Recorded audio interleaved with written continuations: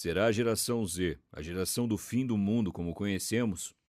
Este é o Visão Libertária, sua fonte de informações descentralizadas e distribuídas. Ajude a propagar as ideias de liberdade. Deixe o seu like e compartilhe com seus amigos.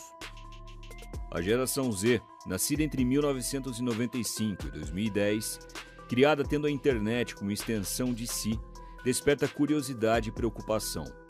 Impressionam pela destreza tecnológica e fluência digital, mas preocupam com sua aparente incapacidade de lidar com as adversidades e a tendência de abraçar ideologias coletivistas que historicamente têm levado à opressão, ao desastre econômico e à fome por todo o mundo. O fascínio por tais ideologias é particularmente intrigante, visto que essa geração, em sua maioria, jamais vivenciou as mazelas reais causadas pela falta de liberdade. Crescida no século XXI e criada por pais superprotetores, a geração Z se acostumou a ter suas necessidades atendidas de forma instantânea. A cultura do participar é mais importante que ganhar e a ênfase na autoestima ao invés do mérito criaram uma geração com baixa tolerância à frustração e uma crença infundada de que o mundo lhes deve algo. Essa mentalidade, combinada com a falta de experiência com as dificuldades da realidade, torna-os especialmente suscetíveis às promessas utópicas do socialismo. Afinal, por que se preocupar em construir seu próprio futuro, quando sem esforço já se tem tudo? Entretanto, é importante salientar que essa tendência foi criada devido às gerações passadas. Ao dizer que toda uma geração tem um determinado pensamento, podemos cair na falácia de que o homem é o lobo do homem, ou seja, de que o homem é bom, mas a sociedade o corrompe. Basicamente, a ideia principal de Hobbes, um estatista de carteirinha. Como sabemos que a resposta nunca é o Estado e as ideias deste pensador estão erradas, precisamos entender o que aconteceu com esta geração, a fim de evitar esta armadilha.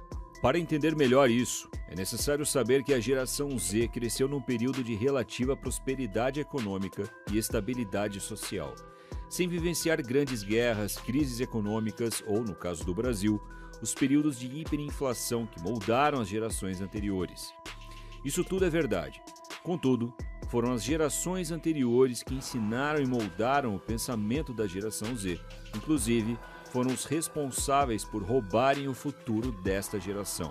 Os baby boomers, que estão se aposentando agora, juntamente com a geração X, pediram incessantemente por mais direitos ao Estado. Tanto que muitos se aposentaram com 50 e poucos anos, conseguiram comprar um terreno e construir suas casas com subsídios governamentais, além de surfarem na onda do bônus demográfico brasileiro e terem votado no Barba por 2 vezes consecutivas. Mas não dá para negar que eles foram uma geração trabalhadora, muitos dos quais trabalharam e continuam trabalhando no seu primeiro emprego. Inclusive, existe algo interessante sobre isso. Nossos avós, que tinham pouco financeiramente, mas ostentavam uma família numerosa, diziam que o mais importante era ter uma família e incutiram isso na geração dos nossos pais.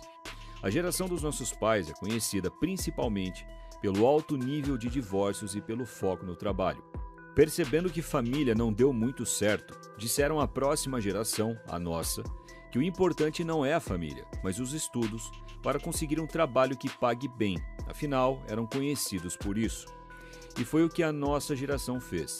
Teve poucos filhos ou nenhum, entretanto estudou, fez faculdade, mas não consegue nem mesmo um emprego que consiga pagar pelo mínimo necessário para se viver, quiçá adquirir uma casa sem qualquer tipo de subsídio. Isso quando não estão desempregados. E como a geração Z viu as demais pedindo por assistencialismo e direitos, decidiram continuar o processo. Por isso, vemos tantas pessoas querendo mais e mais, mesmo estando em um momento da história na qual temos tanta prosperidade. Ao abraçar o socialismo, estamos ameaçando destruir os alicerces que permitem que a sociedade desfrute dessa mesma prosperidade.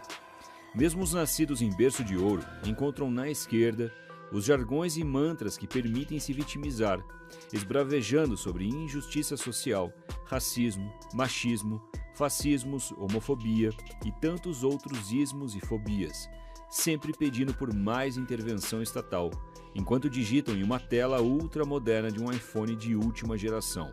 Esse pedido por mais coisas grátis e direitos cria uma bola de neve, na qual os problemas são postergados para os próximos anos.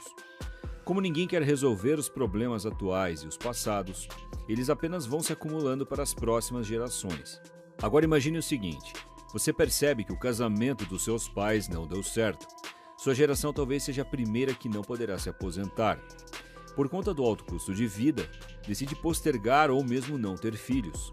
Chega a pensar em se casar, mas percebe que pode acabar se tornando uma mãe solteira, vivendo quase no limiar de passar ou não passar fome. Ou caso seja homem, ter seus bens quase todos depauperados no divórcio. Percebe que o desemprego está aumentando e está ficando cada vez mais difícil encontrar trabalho. Não consegue comprar uma casa e o máximo que pode comprar é um apartamento de 45 metros quadrados, financiados em 40 anos. Está ficando velho e percebe que ninguém irá ajudar a cuidar de você.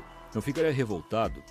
Esse ódio por ver apenas as coisas degringolando, em conluio com o que foi ensinado pelas gerações passadas, fazem as pessoas quererem mais assistencialismos e direitos, criando ou fomentando as pautas feministas, os MGTOWs, a ideologia de gênero e a rejeição à religião e aos laços familiares. Mas há de se perguntar: como a primeira geração a crescer totalmente imersa no mundo digital, navegando por um mar de informações e opiniões, parece acreditar mais do que nunca no governo e na mídia tradicional socialista? E como é possível explicar esse paradoxo, já que eles podem, com meia dúzia de cliques, saber quem é o responsável por trás dessa situação? Acontece que essa geração, em geral, cresceu num ambiente educacional que muitas vezes valoriza a conformidade e o consenso. A escola, muitas vezes, limitou-se a transmitir a narrativa governamental oficial, reforçando a visão do Estado como um ente benevolente e do socialismo como um sistema justo e igualitário.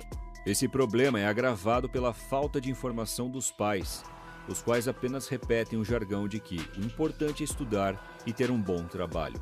Adicionalmente, as redes sociais, apesar do seu potencial para disseminar informações alternativas, também podem funcionar como câmaras de eco, no qual os jovens só se deparam com opiniões que confirmam suas próprias crenças. Os algoritmos das redes sociais, ao tentar manter os usuários engajados, tendem a mostrar conteúdo que reforça seus próprios conceitos, criando uma bolha de informação que impede o contato com perspectivas diferentes. Estes fatores unidos fazem com que, assim como na Alemanha nazista, na época da Segunda Guerra Mundial, seja plausível que novamente no século XXI tenhamos uma geração inteira, ou pelo menos a maioria dela, subserviente ao Estado e possivelmente dependente dele para a sua subsistência.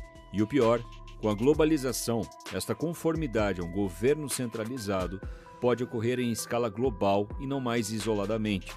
Com a população doutrinada e a economia estagnada, o cenário está montado para um aumento ainda maior no autoritarismo dos governos.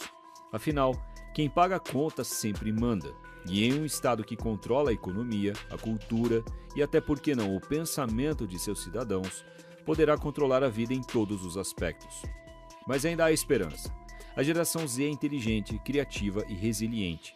Além disso, a cada dia, muitos estão acordando para a realidade das coisas, aceitando encarar os problemas deixados para eles resolverem. Em conjunto com a geração Alpha, os nascidos depois de 2010, a geração Z está voltando ao básico. Pelo alto custo de vida e também por aceitarem que ninguém irá ajudá-los, são eles que estão encabeçando a ideia do êxodo urbano, principalmente depois do período do micróbio chinês, que facilitou o aumento do home office. Some-se a isso o fato de que eles nasceram no momento perfeito para acumularem Bitcoin, uma ferramenta que deu a eles uma luz no fim do túnel para terem um mínimo de prosperidade financeira. Além disso, muitos estão voltando às igrejas e, consequentemente, estão querendo ter uma família, apesar de as chances de fracasso estarem altas. Mesmo com o estado inchado e a sua constante vigilância, que nos faz pensar que estamos em uma distopia de 1984, muitos entenderam que não é buscando na fonte do problema que irão encontrar a solução. São vários os indivíduos que estão se organizando para formarem um futuro mais promissor, longe das garras do Estado. Eles conseguiram entender que terão de passar por um período de dor e amargura, mas que ela será menor o quão mais longe estiverem do bandido estacionário. Apesar de as gerações passadas acreditarem que um ente como as Forças Armadas mude as coisas, é na geração Z que está a maioria dos libertários. Enfim, Muitos acreditam que a geração Z seja a geração perdida, mas provavelmente ela será a geração que encontrará a solução para uma vida próspera, que com toda certeza está longe dos tentáculos do Estado. Obrigado por sua audiência. Este artigo foi escrito por Marcos Paulo, revisado por Coreia com K e narrado por Lorde Calígula. Esse é um canal colaborativo. Um artigo seu pode virar vídeo aqui também. Basta se cadastrar no nosso site visãolibertaria.com e enviar seus artigos por lá. Não deixe de se inscrever no canal e clicar no botão da campainha para ser avisado de novos vídeos. Até a próxima!